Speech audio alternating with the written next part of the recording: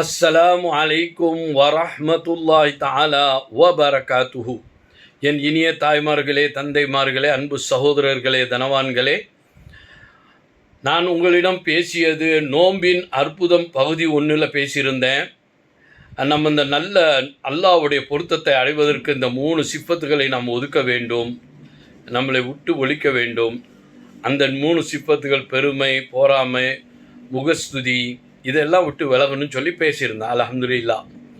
அடுத்தபடியாக இந்த நோன்பு வைக்கிற மூலியமாக நமக்கு ஏற்படுற நல்ல விஷயங்கள் என்ன, ஆரோக்கியமான விஷயங்கள், நம்ம உடம்புக்கு ஏற்படக்கூடிய ஆரோக்கியமான விஷயங்களை அமெரிக்கா ஆக்ஸ்போர்ட் யூனிவர்சிட்டியில் விஞ்ஞானிகள் ஆய்வு செய்கிறாங்க. அவங்களுக்குங்க ஒரு நோக்கம் இருக்கும். அதாவது இந்த முஸ்லீம்கள் வைக்கக்கூடிய நோம்பில் ஏதாவது குறைபாடுகள் இருக்கா, அது உலகத்துக்கு நம்ம தெரியப்படுத்தலாம். அப்படி நல்ல எண்ணத்தில் இல்லை இதில். ஏன்னா அவன் பார்க்குறான், உலகத்திலே the fastest growing religion in the world today is Islam. Islam மிக வேகமாக வளர்ந்து கொண்டு இருக்குது. எங்கே? அமெரிக்காவில். உலகளாவிய லெவல்லையும் இஸ்லாம் அதிகமானவர்கள் இஸ்லாத்தை தழுவிக்கொண்டே இருக்கிறார்கள்.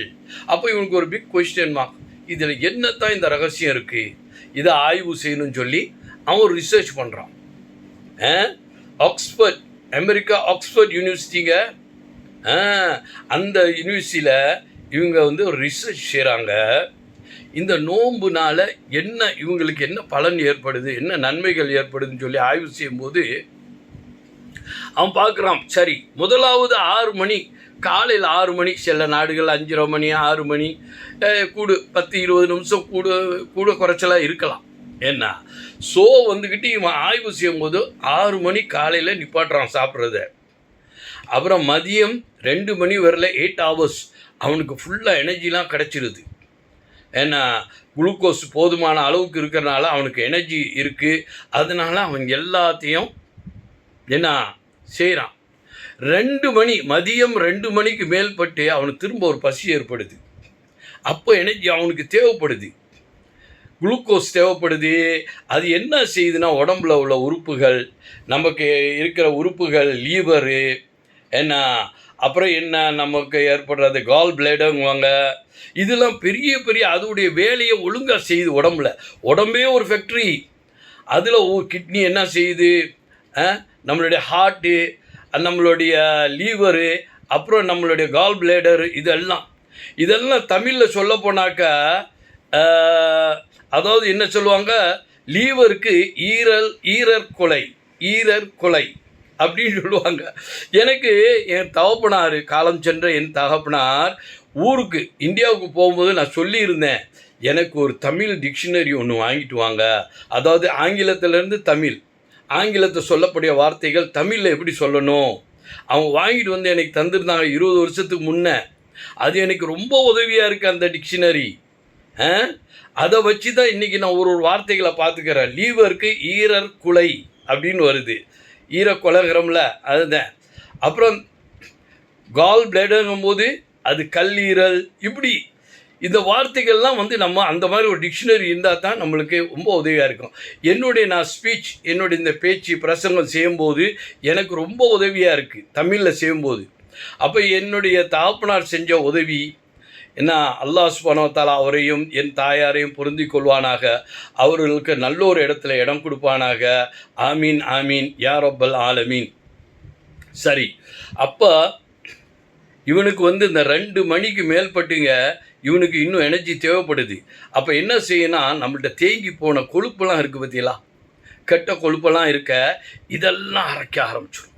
அதிலிருந்து எடுத்து எனர்ஜியை சப்ளை பண்ண ஆரம்பிக்கும். ஏன்னா உடம்பு ரத்தம் கொண்டு போய் தேவையான இடத்துக்கு சப்ளை பண்ணும். ஏன்னா அப்போ நமக்கு இருக்கக்கூடிய அந்த கொழுப்பு சிலவங்க நோன்பு வைக்க குறையிறாங்க பார்த்தீங்களா. என்ன அது ஏன்னா இந்த கொழுப்புங்களை யூட்டிலைஸ் பண்ணுது. அந்த ஒரு 30 நாளைக்கும் கொஞ்சமாக அதில் எடுக்க ஆரம்பிக்கும். ஏன்னா அப்போ அதுவும் முடிஞ்சிருச்சு. என்ன மணி ஆகுது, அது ஒரு 4 hours வச்சுக்கிடுங்களேன்.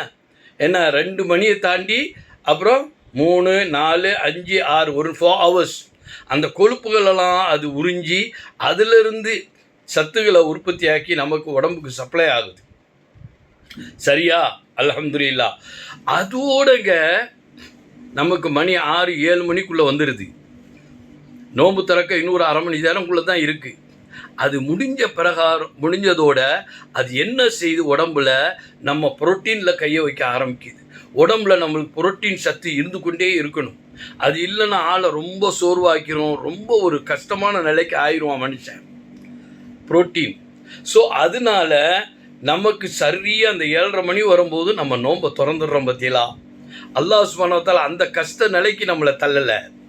அந்த புரோட்டீனை இழக்கிற அளவுக்கு உள்ள சூழ்நிலை வரலை. அப்போ நம்ம என்ன செய்கிறோம்? நம்ம நோன்பை திறந்ததோட இதுவே நம்மளுக்கு தரக்கூடிய ஒரு பெரிய ஆரோக்கியம்.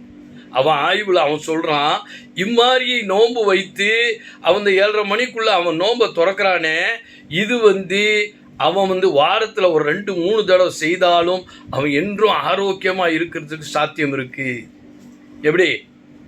யார் சொல்கிறா? முஸ்லீம் அல்லாதவன் செய்த ஆய்வு சொல்கிறான்.